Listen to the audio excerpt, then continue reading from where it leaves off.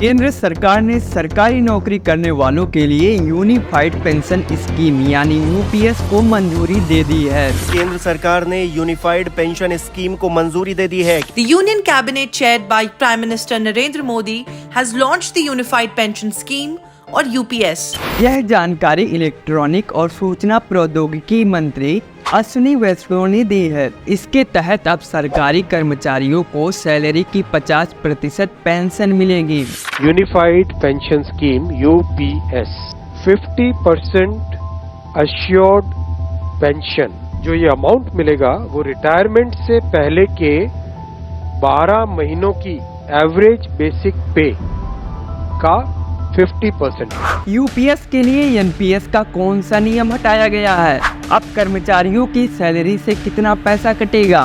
क्या स्कीम में पुरानी पेंशन स्कीम यानी ओपीएस को लेकर की जा रही सभी मांगे मान ली गई है? जानेंगे आज की इस वीडियो में।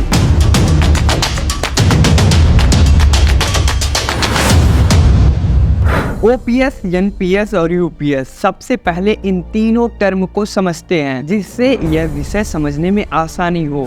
ओपीएस का मतलब है ओल्ड पेंशन स्कीम। दिसंबर 2003 तक पेंशन के लिए ओपीएस लागू थी। जनवरी 2004 में इसे हटाकर न्यू पेंशन स्कीम यानी एनपीएस लाई गई। अब सरकार सभी केंद्रीय कर्मचारियों के लिए यूनिफाइड पेंशन स्कीम यानी यूपीएस योजना शुरू कर रही है, जो 1 अप्रैल 2025 से लागू हो जाएगी। 24 अगस्त को प्रेस कॉन्फ्रेंस पर केंद्रीय मंत्री अश्विनी वैष्णव और कैबिनेट सचिव टीवी सोमनाथन ने इसकी जानकारी दी। यूपीएस के तहत पेंशन पाने वालों के लिए क्या बड़ी बातें कही गई, आइए जानते हैं। कर्मचारियों को उनके रिटायरमेंट से पहले आखिरी 12 महीने की बेसिक पे के औसत का 50% पेंशन दिया जाएगा। मान लीजिए रिटायरमेंट से पहले अगर किसी की औसत सैलरी 50,000 रुपये है तो उसे 25,000 पेंशन मिलेगी।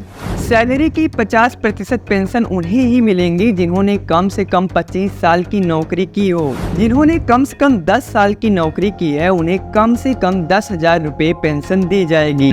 यहाँ पर उनकी बेसिक पे यानी सैलरी से कोई मतलब नहीं होगा। अगर किसी कर्मचारी की मौत हो जाती है तो उसके परिवार को उससे मिलने वाली पेंशन का 60% पैसा दिया जाएगा। इसके साथ ही परिवार को डियरनेस रिलीफ यानी डीए भी मिलेगा। पेंशन के अलावा सरकारी कर्मचारियों को रिटायरमेंट पर लमसम अमाउंट भी मिलेगी। लमसम अमाउंट का मतलब है कर्मचारी की कुल सैलरी और डीए का लगभग 10% पैसा। अब आप सोच रहे होंगे कि यूपीएस के दायरे में क्या राज्य और केंद्र सरकार के सभी कर्मचारी आएंगे?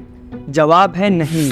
यूपीएस केंद्रीय कर्मचारियों के लिए है जिनकी संख्या 23 लाख है। राज्य चाहे तो इसे अपने यहाँ लागू कर सकते हैं। केंद्रीय कर्मचारियों के लिए भी इसे अपनाना जरूरी नहीं है, वे पुरानी एनपीएस स्कीम के तहत भी अपनी पेंशन लेते रह सकते हैं। अब एक सबसे कॉमन लेकिन जरूरी सवाल, जब ओपीएस को खत्म करके एनपीएस लाई गई थी तो फिर यूपीएस की जरूरत क्यों पड़ी? इसके लिए ओपीएस और एनपीएस के अंतर को समझिए। ओपीएस में कर्मचारी को उसकी आखिरी सैलरी का फिक्स 50% अमाउंट पेंशन के रूप में मिलता था।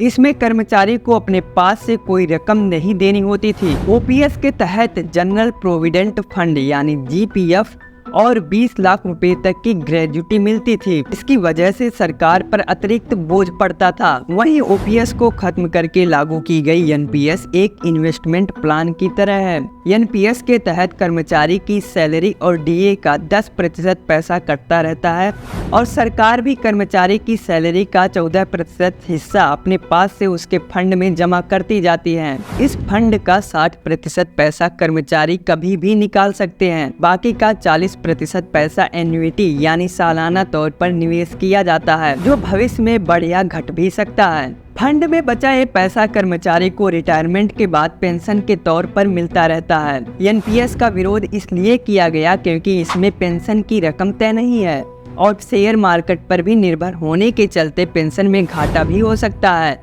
इसलिए एनपीएस की जगह दोबारा ओपीएस लागू करने की मांग की गई। इन्हीं मांगों के चलते सरकार यूपीएस लेकर आई, जिसमें ओपीएस और एनपीएस के मिले जुले प्रावधान हैं।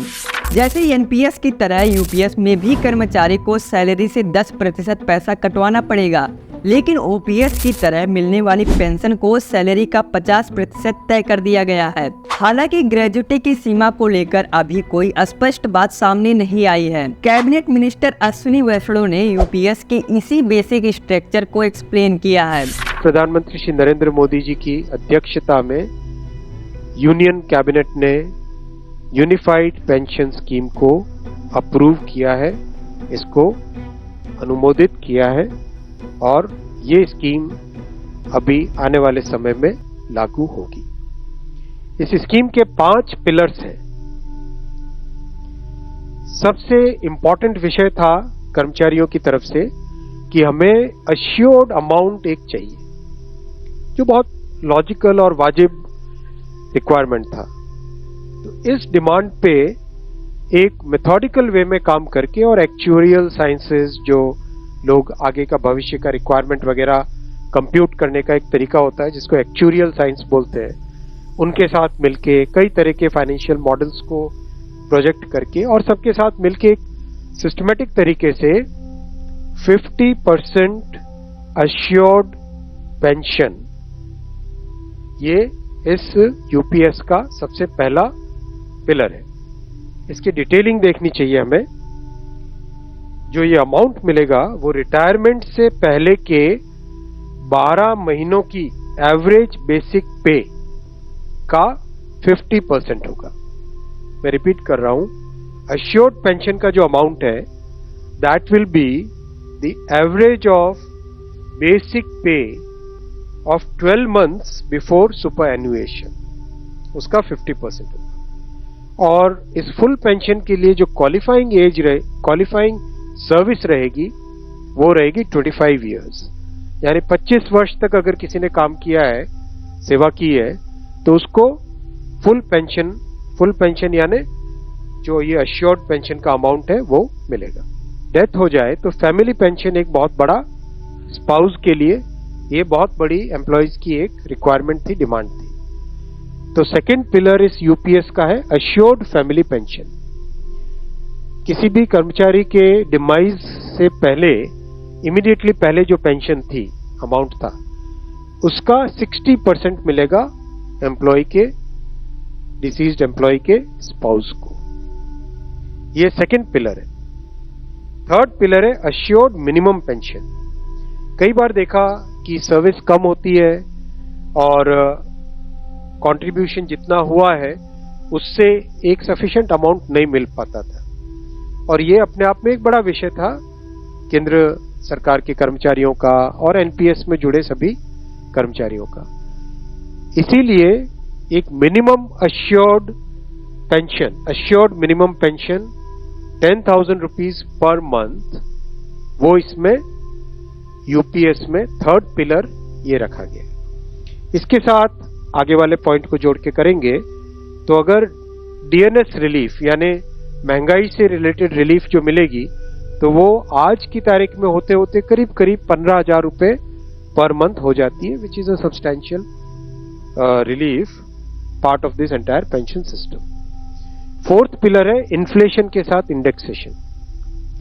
जैसे केंद्र सरकार के एम्प्लॉयज के लिए सैलरी में डीएनएस अलाउंस होता है, उसी पैटर्न पे जो इंडेक्स है, सेम इंडेक्स को यूज करके all India consumer price index for industrial workers, इसको यूज करके assured pension, assured family pension और अश्योर्ड मिनिमम पेंशन, इन तीनों के तीनों जो आपने पिछले पेज पे तीनों पिलर्स देखे, assured pension, assured family pension और अश्योर्ड मिनिमम पेंशन, इन तीनों के ऊपर इन्फ्लेशन इंडेक्सेशन डीएनएस रिलीफ के बेसिस पे मिलेगा। डीआर, डीए की जगह डीआर, डीएनएस रिलीफ।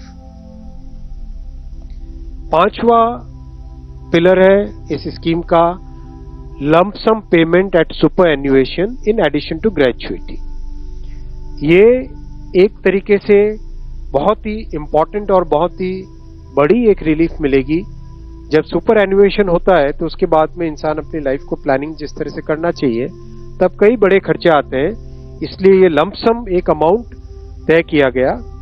यह है कि हर 6 महीने की सर्विस के लिए मंथली इमोल्यूमेंट्स विच मीन्स पे एंड डीए कंबाइंड, उसका 10% अमाउंट। तो ये एक अपने आप में सब्सटैंशियल एक अमाउंट रह जाएगा। जैसे मान लीजिए किसी का 30 इयर्स की सेवा है तो उसमें करीब करीब 6 महीने की सैलरी, सोमनाथन साहब दैट्स करेक्ट ना, करीब करीब 6, तो उसको 6 महीने की इमोल्यूमेंट्स जो उसकी रहेगी पे प्लस डीए मिला के, वो एक लमसम अमाउंट की तरह मिलेगी।